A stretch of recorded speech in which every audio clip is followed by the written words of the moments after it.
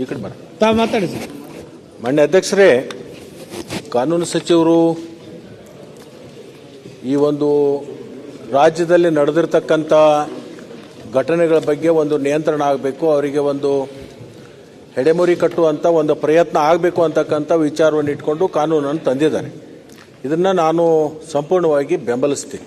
ಆದರೆ ಇದರ ಜೊತೆಗೆ ಈ ಫೈನಾನ್ಸ್ ಕಂಪನಿಗಳು, ಮನಿ ಲ್ಯಾಂಡರ್ಸ್, ಅದರ ಜೊತೆಗೆ ಈ ತಾಲೂಕು ಮಟ್ಟದಲ್ಲಿ, ಗ್ರಾಮೀಣ ಮಟ್ಟದಲ್ಲಿ ಈ ಬಂಗಾರ ವ್ಯಾಪಾರ ಮಾಡ್ತಕ್ಕಂಥ ವ್ಯಾಪಾರಸ್ಥರಿದ್ದಾರೆ. ಗಿರ್ವಿ ಇಟ್ಕೊಳ್ತಕ್ಕಂಥದ್ದು ಒಂದು ಉದ್ಯೋಗವನ್ನು ಮಾಡ್ತಾ ಇದ್ದಾರೆ. ಬಂಗಾರ ಮಾರಾಟದ ಮಾಡೋದ್ರ ಜೊತೆಗೆ ಗಿರ್ವಿ ಇಟ್ಕೊಳ್ತಕ್ಕಂಥ ವ್ಯಾಪಾರ ಮಾಡ್ತಾ ಇದ್ದಾರೆ. ಒಂದು ಮನಿ ಲ್ಯಾಂಡಿಂಗ್ ಲೈಸೆನ್ಸ್ ತೆಗೆಸಿರ್ತಾರೆ. ಆ ಮನಿ ಲ್ಯಾಂಡಿಂಗ್ ಲೈಸೆನ್ಸ್ ತಗೊಂಡೇ ಅವ್ರು ಬಡ್ಡಿ ವ್ಯವಹಾರ ಮಾಡ್ತಿರ್ತಾರೆ. ಅವರಿಗೆ ಬಡ್ಡಿ ರೇಟ್ ನಿಯಂತ್ರಣ ಇಲ್ಲ.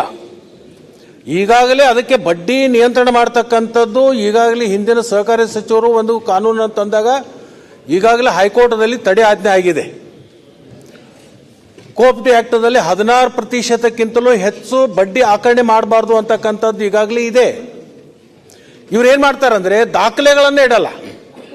ಒಂದು ಯಾವುದೋ ಒಂದು ಬಿಳಿ ಹಾಳಿ ಮೇಲೆ ಬರೆದುಕೊಂಡು ಅವನ ಮೇಲೆ ಸಿಗ್ನೇಚರ್ ಮಾಡಿಕೊಂಡು ಅಲ್ಲಿ ಬಡ್ಡಿ ಆಕರಣೆಗಳನ್ನು ಮಾಡ್ತಿರ್ತಾರೆ. ಆ ಒಂದು ಪುಸ್ತಕದಲ್ಲಿ ಆಗಲಿ ದಾಖಲಾತಿಗಳಲ್ಲಿ ಎಲ್ಲಿನೂ ತೋರಿಸೋದಿಲ್ಲ. ಅನ್ಅಥರೈಸ್ಡ್ ಬಡ್ಡಿ ಆಕರಣೆ ಮಾಡಿ ಅವರಿಗೆ ತೊಂದರೆ ಕೊಡ್ತಕ್ಕಂಥದ್ದಾಗತ್ತೆ. ಅದು ಮನಿ ಲ್ಯಾಂಡಿಂಗ್ ಮಾಡ್ತಕ್ಕಂಥವ್ರು ಮತ್ತು ಈ ಗಿರ್ವಿ ವ್ಯಾಪಾರ ಮಾಡ್ತಕ್ಕಂಥವ್ರದಲ್ಲಿ ಬಹಳಷ್ಟು ನಡೀತಾ ಇದೆ. ಅದಕ್ಕೆ ನನ್ನ ಕಳಕಳಿ ವಿನಂತಿ ಇದೆ, ಆ ಗಿರ್ವಿ ವ್ಯಾಪಾರ ಮಾಡ್ತಕ್ಕಂಥ ಏನು ಗೋಲ್ಡ್ ಪರ್ಚೇಸು ಸೇಲ್ ಮಾಡ್ತಕ್ಕಂಥದ್ದು ಏನಿದಾರಲ್ಲ ಅವರು ಅದನ್ನ ಮಾಡ್ತಕ್ಕಂಥ ಅದ್ರ ಮೇಲೂ ನಿಯಂತ್ರಣ ಮಾಡ್ತಕ್ಕಂಥದ್ದು ಅದು ಒಂದು ಸೇರಿಸ್ಕೋಬೇಕು. ಅದರ ಜೊತೆಗೆ ಮೊನ್ನೆ ತಂದಿದ್ದಾರೆ ಅದನ್ನು ಕೋಆಪರೇಟಿವ್ ಮಿನಿಸ್ಟರ್ ನೆಕ್ಸ್ಟ್ ಬಿಲ್ ಬಂದದ್ದು ನನಗೇನು ಕನಸು ಬೀಳುತ್ತಾ, ಅದ್ರಾಗ ಏನೇನಿದೆ ಅನ್ನೋದು ಕೊಟ್ಟ ಮೇಲೆ ಗೊತ್ತಾಗೋದು. ಇನ್ನೂ ತನಕ ಅಜೆಂಡಾನೇ ಕೊಟ್ಟಿಲ್ಲ ನಮಗೆ. ಮೊನ್ನೆ ಮಂಡಿಸಿದ ಅಜೆಂಡಾ ಅಲ್ಲಪ್ಪ, ಡಿಟೇಲ್ ಕಾಪಿ ಕೊಟ್ರೆ ಸಿಗೋದಲ್ಲ. ಡಿಟೇಲ್ ಕಾಪಿ ಬಂದ್ರೆ ಓದಕ್ಕಾಗುತ್ತೆ. ಮಂಡಿಸಿದಾರ ಇರ್ಲಿ, ಆಯ್ತು. ಈಗ ಮುಂದೆ ತರ್ತಿದ್ರಂದ್ರೆ ನಮ್ಮದೇನು ಸಮಾಧಾನ. ಅದರ ಜೊತೆಗೆ ನಾನು ಕಾನೂನು ಸಚಿವರಿಗೆ ವಿನಂತಿ ಮಾಡ್ತೀನಿ, ಈ ಜನರನ್ನ ಅನ್ಅಥರೈಸ್ ಮಾಡ್ತಕ್ಕಂಥವ್ರು ಬಲಿಗೆ ಹಾಕೋಗೋಸ್ಕರ ಉದ್ದೇಶ ಇಟ್ಕೊಂಡು ತಂದಿರತಕ್ಕಂಥದ್ದು ಈ ಅರ್ಬನ್ ಬ್ಯಾಂಕ್ಗಳು ಮತ್ತು ನಮ್ಮ ಕ್ರೆಡಿಟ್ ಸೊಸೈಟಿಗಳು, ಕೋಆಪ್ಟಿ ಆಕ್ಟ್ದಲ್ಲಿ ಇರ್ತಕ್ಕಂಥ ಈ ಸವಾರ್ಧಗಳು ಇರ್ಬೋದು, ಇಂಥವಕ್ಕೇನಾದ್ರೂ ದುಷ್ಪರಿಣಾಮ ಆದೀತೇನು ಅಂತ ಹೇಳಿ ಒಂದು ಸ್ವಲ್ಪ ಮರುಪರಿಶೀಲನೆ ಮಾಡ್ತಕ್ಕಂಥದ್ದು ಒಂದು ಇದೆ. ಅದನ್ನು ಸ್ವಲ್ಪ ಆಲೋಚನೆ ಮಾಡಿ. ಯಾರು ನ್ಯಾಯಯುತವಾಗಿ ನಡೀತಕ್ಕಂಥ ಜನ ಇದ್ದಾರೆ, ಯಾರು ಕಾನೂನು ಚೌಕಟ್ಟಿನಲ್ಲಿ ನಡೀತಕ್ಕಂಥ ಸೊಸೈಟಿಗಳಿದ್ದಾವೆ, ಇದರಿಂದ ಅವ್ರಿಗೆ ಅಫೆಕ್ಟ್ ಆಗಬಾರ್ದು ಅಷ್ಟೇ. ಅದನ್ನು ಸ್ವಲ್ಪ ಗಮನದಲ್ಲಿ ಇಟ್ಕೊಂಡು ರೂಲ್ಸ್ಗಳನ್ನು ಮಾಡಿ. ಮಾನ್ಯ ಅಧ್ಯಕ್ಷರೇ, ಸರ್ಕಾರ ಏನು ಕರ್ನಾಟಕ ಕಿರು ಸಾಲ ಮತ್ತು ಸಣ್ಣ ಸಾಲದ ಏನು ವಿಧೇಯಕ ತೆಗೆದುಕೊಂಡು ಬರ್ತಾ ಇದೆ, ಅದನ್ನು ನಾನು ಸ್ವಾಗತ ಮಾಡ್ತೇನೆ.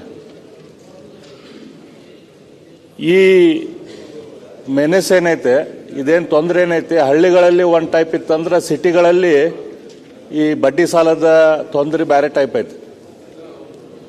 ಮಾನ್ಯ ಮಂತ್ರಿಗಳಿಗೆ ಗೊತ್ತೈತಿ, ಇದು ಹಳ್ಳಿಯೊಳಗ ಅಥವಾ ಬೇರೆ ಬೇರೆ ರೀತಿಯಿಂದ ವ್ಯಾಪಾರ ಮಾಡಕ್ಕೆ ಸ್ವಲ್ಪ ಜನ ಸಾಲ ತೊಗೊಳ್ತಾರೆ, ಅಥವಾ ಮನಿತನದ ಅಡಚಣೆಗೆ ಸ್ವಲ್ಪ ಜನ ಸಾಲ ತೊಗೊಳ್ತಾರೆ. ಸ್ವಲ್ಪ ಜನ ಈ ಸಾಲದ ಬಲೆಗೆ ಬರೋದು ಅವರು ಇಸ್ಪೀಟ್ ಆಡೋ ಚಟದಿಂದ. ಅಲ್ಲಿ ಇಸ್ಪೀಟ್ ಕ್ಲಬ್ಗಳು ನಡೀತಿರ್ತಾವೆ. ಅಲ್ಲಿ ಯಾವಾಗ ಇಸ್ಪೀಟಿಗೆ ರೊಕ್ಕ ಕಡಿಮೆ ಆಕೈತಿ, ಅವಾಗ ಅಲ್ಲೇ ಒಬ್ಬ ಅವನೇ ಇರ್ತಾನೆ, ಅವನ ಒಂದು 10,000